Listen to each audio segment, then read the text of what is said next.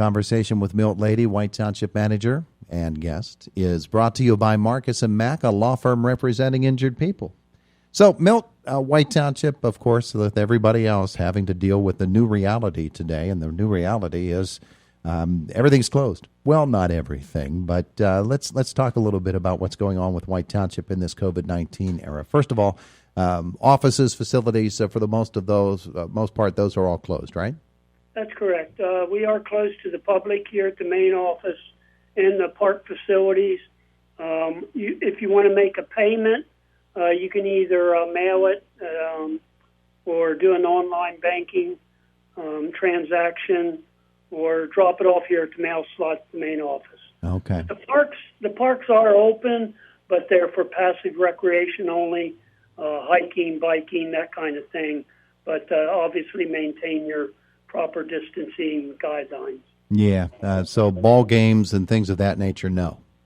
Yeah, unfortunately, the leagues pretty much have canceled all the seasons at this point. Yeah, one question that somebody asked me to ask you is, what about the tennis courts at the White Township Recreation Complex? I believe they're open. I don't believe they're locked. So yes, you can play. Obviously, probably not a team type or league type thing, but if you're playing singles, something like that, I would assume that you could still do that. Yeah, you're separated by a net and about 80 feet of court, so that's socially distant there, isn't it? I would think so, yeah. Yeah, well, that was a specific question that was asked of me to ask you, so that's good. And another person wanted to know, what about playground areas, Milt? The playgrounds should be closed.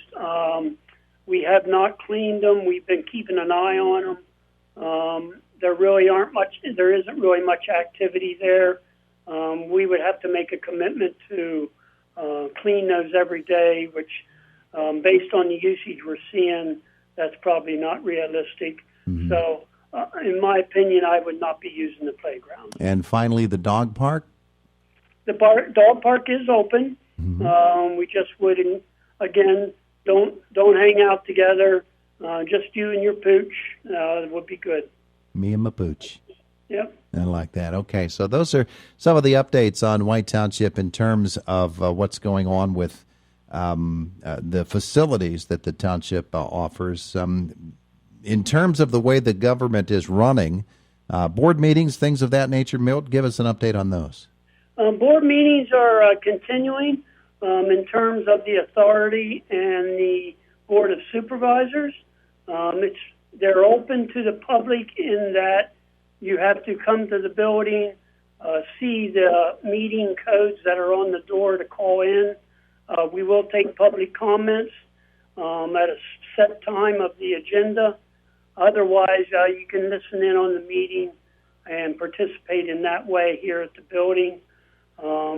We are not putting it on our website or any of that nature. We don't want people from all over the United States calling into our meeting. If you got to come, you'd have to come to the building anyways. Mm-hmm. But the Planning Commission meeting for tonight has been canceled. There really is no business for them to address, and also due to the coronavirus issue. Yeah. I'm trying to recall. You were a big part of that last meeting, Mel. What was going on at that? Some of that discussion. Which meeting was that, Todd? The last Township Supervisors meeting. I'm trying to think of the issue. Maybe we'll just pass on that because I can't remember right now what the issues were. But so long ago. Yeah. Hey, you have with you today the consulting forester hired by White Township to do some work there. Introduce him and let's find out what's going on. Sure. I'd like to introduce Mike Lauer. He's with Millstone Land Management. He's here. The township has taken on a project to address invasive plant species at all our parks and properties. And the first one we tackled was out at the rec complex, basically treating about 30 acres out there. And with that, I'll let Mike kind of review what he did out there as a consultant, and also his company was contracted to do the work. So I'll let him take over at this point. Hey, Mike, good morning. Good morning. It's good to have you with us here today. So, doing all kinds of work at White Township at the rec complex. I had some things that needed to be cleaned up. Yeah, no doubt. It was great success, too. It was a lot of fun in there working, and it looks a lot different than it did before we were in there, that's for sure. Now, describe for folks exactly where you were working and where they'll see the evidence of what was done.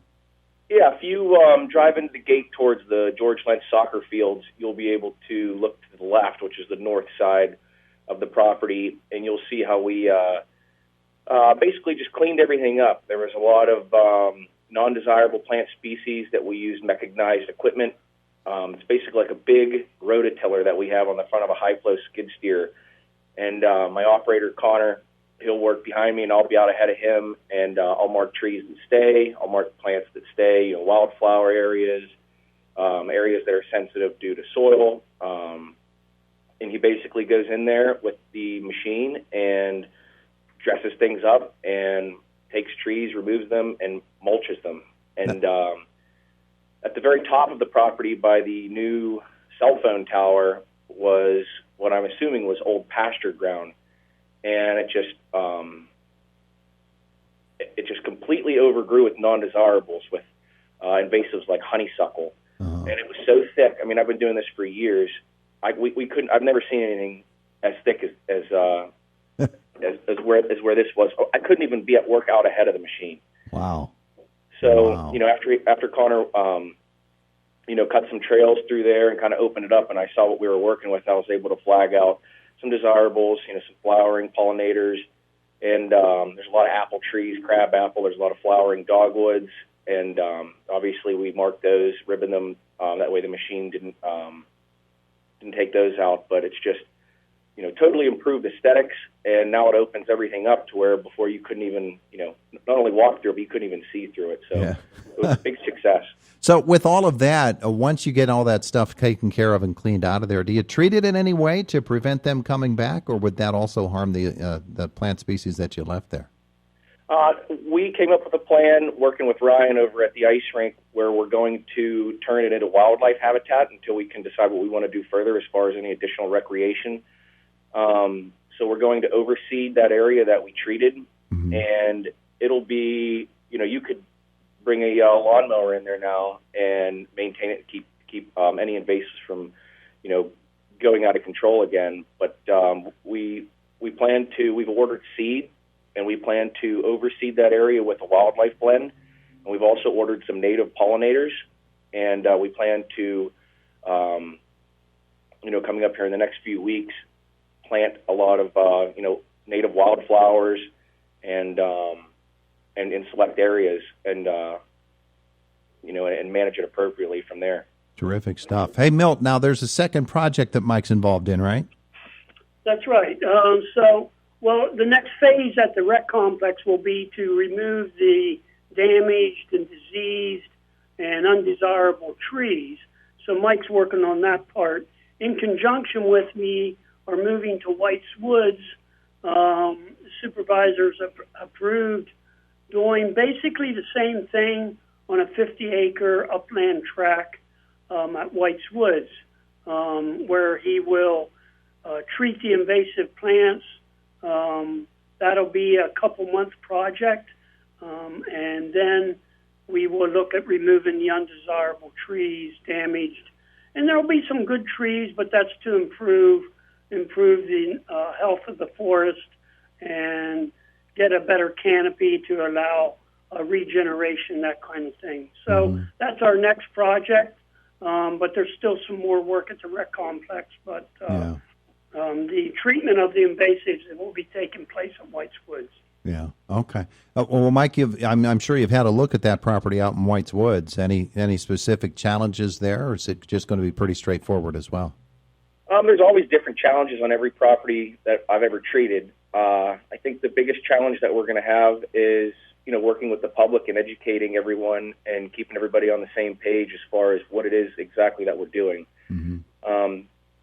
There's, reading, the Indiana Gazette, they were, they kind of compared what I'm doing to what was proposed, 10, 15 years ago. And it's really not, I don't think it's comparable at all. So what we're trying to do now is just kind of answer people's questions when I'm out there working in White's Woods and someone comes up, and obviously maintaining good social distance. Yeah. It's part of my job to explain to them what it is that we're doing, and I haven't had any issues whatsoever. I mean, I've had some people who were pretty outraged, pretty upset, and once I explained to them the science and the art that's behind my profession, it's a big sigh of relief, and they almost want to hug me. Oh. But, yeah. You keep that distance, though, right? Yeah, absolutely. We do an Air 5 in White's Woods. Do you hold up some poison ivy you've just pulled out or anything? Well, what goes on in White's Woods stays in White's Woods. Okay. All right. That's a good plan. Speaking of which, I'm sure you come across some poison ivy in your line of work, don't you?